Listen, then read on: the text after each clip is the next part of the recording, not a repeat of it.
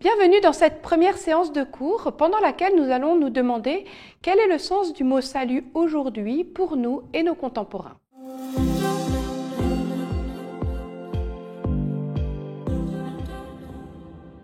Nous débutons un cours de théologie dans lequel je souhaite travailler avec vous ce qu'on appelle la sotériologie. Dans le langage chrétien courant, nous parlons plutôt de salut. En théologie dogmatique, nous disons sotériologie. C'est exactement le même sens. C'est le mot tiré de la racine grecque soter qui veut dire sauveur. La sotériologie désigne la manière dont les chrétiens ont compris et cherché à exprimer le salut. La théologie a cette force qu'elle cherche l'intelligence de la foi. Elle cherche à comprendre ce qu'est le salut chrétien. Cette question peut prendre différentes formes pour nous aujourd'hui. Je vous donne quelques exemples. Il se peut que nous ayons fait une expérience de salut. Nous sentons que nous avons été sauvés de quelque chose, mais nous ne comprenons pas très bien ce qui s'est passé. Nous souhaitons peut-être tout simplement comprendre ce que nous avons vécu. Ou bien, toute autre démarche, nous entendons tout le temps parler de salut dans le discours catho, dans la liturgie, mais cela ne veut pas dire grand-chose pour nous.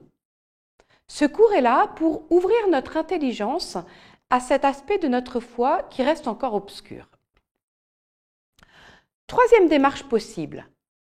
Nous sentons le besoin d'être sauvés, nous attendons un salut, mais nous ne savons pas si cette espérance est légitime, si nous avons raison d'attendre de Dieu quelque chose, car que pourrait-il nous apporter dans notre souffrance, notre désespoir?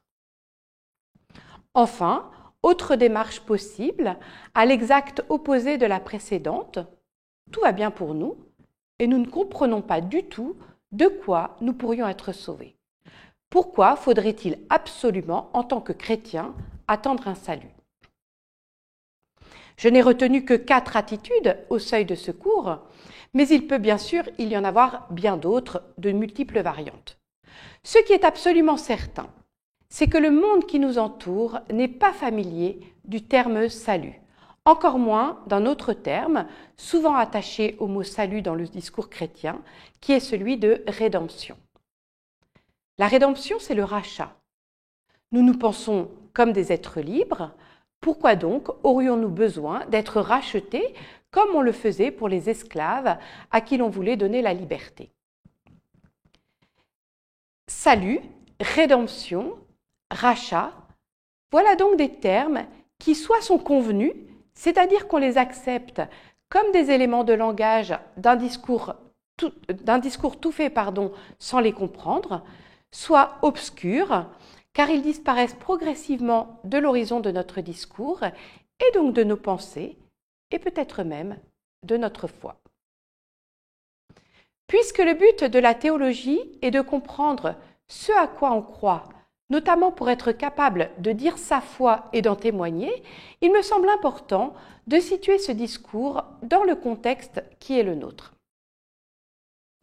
Tant que la science était encore balbutiante, les sociétés humaines ont attendu de Dieu le salut. Au Moyen-Âge, par exemple, le pouvoir politique, avec des rois chrétiens, organisait des processions pour demander à Dieu de faire cesser les pluies qui faisaient pourrir les récoltes et mettaient en péril la survie de toutes les populations. Les temps ont bien changé.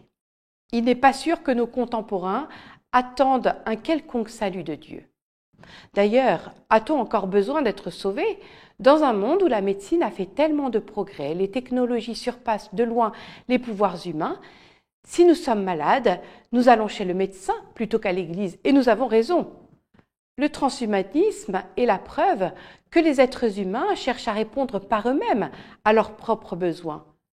Plus n'est besoin ni de Dieu, ni de salut. Et pourtant, si nous y regardons de plus près, le mal, la souffrance nous entoure et parfois nous submerge individuellement, mais aussi collectivement. Si l'on peut atténuer la souffrance par des médicaments, qu'elles soient physiques ou psychologiques, nul n'a encore trouvé le moyen, en dépit de ce que nous promet le transhumanisme, d'échapper à la mort. Ce qui veut dire que les sociétés humaines proposent davantage des échappatoires qu'un salut. Pour pouvoir parler de salut, Il faut pouvoir répondre à l'angoisse existentielle des êtres humains qui ont un commencement, mais sont tendus intérieurement par une aspiration à la vie qui ne finit pas, alors même que la mort nous guette tous à plus ou moins brève échéance. Si nos contemporains sont peu préoccupés de leur salut, ils le sont en revanche de leur bonheur, et c'est légitime. Il nous revient donc de montrer le lien indissociable qu'il y a entre la recherche du bonheur et le mystère chrétien du salut. Nombre de maux, nombre de souffrances, de mal-être, de dépression sont liés à un vide de sens par rapport à la vie. Nous ne comprenons pas pourquoi nous vivons parce que nous savons bien que cette vie aura une fin. Il ne faut pas craindre de dire que la peur de la mort est le motif caché de la plupart de nos peurs. Un enfant qui a peur du noir le soir vit inconsciemment la peur de la mort.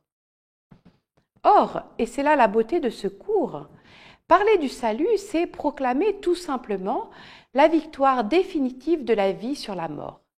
Cette proclamation s'appelle le kérygme. Le terme kérygme vient du grec qui veut dire proclamation à haute voix. Il renvoie à ce qu'ont proclamé les apôtres au jour de la Pentecôte. Je vous cite les Actes des Apôtres. Que dit saint Pierre, homme d'Israël? Écoutez les paroles que voici. Il s'agit de Jésus le Nazaréen. Cet homme, vous l'avez supprimé en le clouant sur le bois par la main des impies, mais Dieu l'a ressuscité en le délivrant des douleurs de la mort. Le kérygme consiste à proclamer non seulement la victoire de la vie sur la mort, mais la victoire de la vie sur la mort dans la personne de Jésus, que Pierre désigne, remarquez-le, comme cet homme, et non pas le Fils de Dieu. Nous aurons l'occasion de revenir sur l'importance de ce terme. Au début de ce parcours, voilà une chose que je peux confesser. Un homme, Jésus, a vaincu la mort. L'annonce de l'Évangile consiste à dire cette victoire de la vie sur la mort et donc sur toutes les formes de mort et proposer une adhésion de foi et d'amour envers cet homme, Jésus, que nous savons vivant. Toute la question maintenant, puisque nous faisons de la théologie, consiste à déployer la signification du kérygme pour tenter de comprendre comment un homme, Jésus, qui est le Fils de Dieu, peut vaincre la mort et par là nous sauver de la mort. Voilà pourquoi parler du salut est si important. Voilà pourquoi il y a une dimension existentielle à ce cours.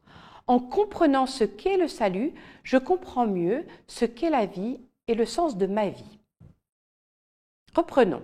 Après avoir vu ce que contient le terme de salut, posons-nous la question suivante. Est-il possible aujourd'hui d'annoncer « Jésus est mort et ressuscité pour notre salut » C'est ce que nous verrons dans la vidéo suivante.